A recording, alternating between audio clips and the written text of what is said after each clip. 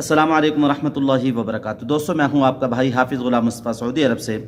दोस्तों, आप लोग जो हज पे आ रहे हैं, अल्लाह आप लोगों के हज को आसान करे। आप लोगों से कहूँगा, प्लीज़ आप लोग यहाँ इबादत करने के लिए आ रहे हैं, अल्लाह को राज़ी करने के लिए आ रहे हैं। आपकी दिली मुरादें जो आपके दिलों में है, अल्लाह सारी पूरी करे, और आप चाहते हैं आपकी हर हाजत पूरी हो।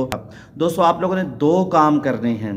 पहला काम बैतुल्लाह के पास जाकर, दूसरा काम जो आप लोगों को मैं बता रहा हूँ ये कर लें, इंशाअल्लाह आप लोगों की हर मुराद पूरी होगी। दोस्तों, अल्लाह ताला के प्यारे प्यारे नाम हैं, वलिल्लाहिल अस्माउल हुस्ना फदऊहु बिहा। अल्लाह ताला के प्यारे प्यारे नामों से अल्लाह को पुकारो।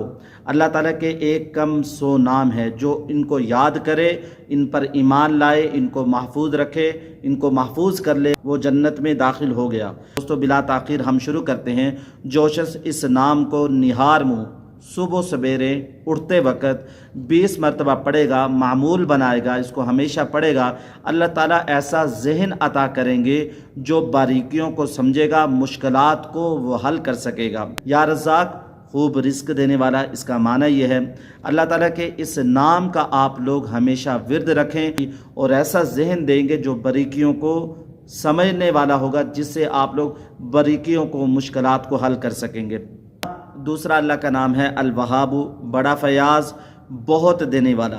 जो शख्स 7 बार इसको रोज़ाना पढ़ेगा वो मुस्तजाबुद्दावात बनेगा। मुस्तजाबुद्दावात किसे कहते हैं? मुस्तजाबुद्दावात किसे कहते हैं? जिसकी हर दुआ कबूल हो।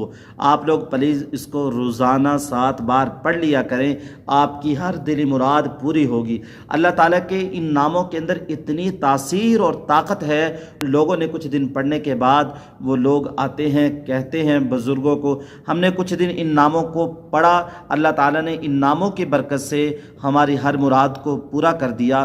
तो वो बुज़ुर्ग फरमाने लगे, देखो तुम सोचते नहीं हो, तुम तवज्जो नहीं करते, ये किसके नाम है? ये अल्लाह ताला के नाम हैं, इनके अंदर बड़ी ताकत है।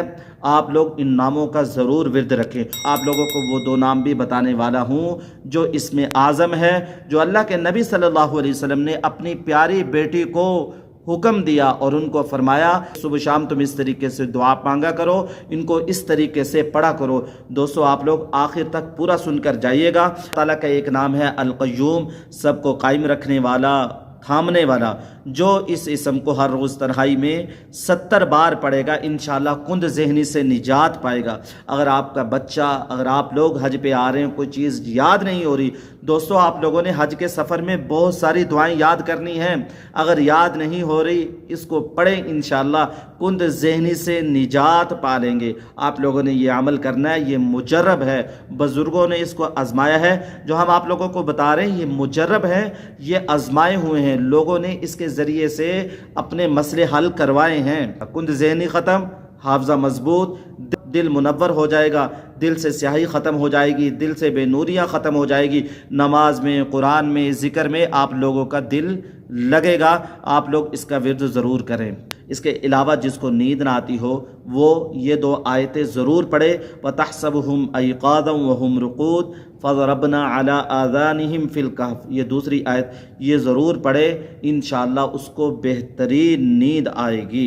अल्लाह ताला के 2 अज़ीम नाम जो इसमें आज़म है, जिनकी तलक़ीन अल्लाह के नबी सल्लल्लाहु अलैहि वसल्लम ने अपनी प्यारी बेटी को की, वो अल्लाह ताला के नाम अल हय्युल क़य्यूम हैं।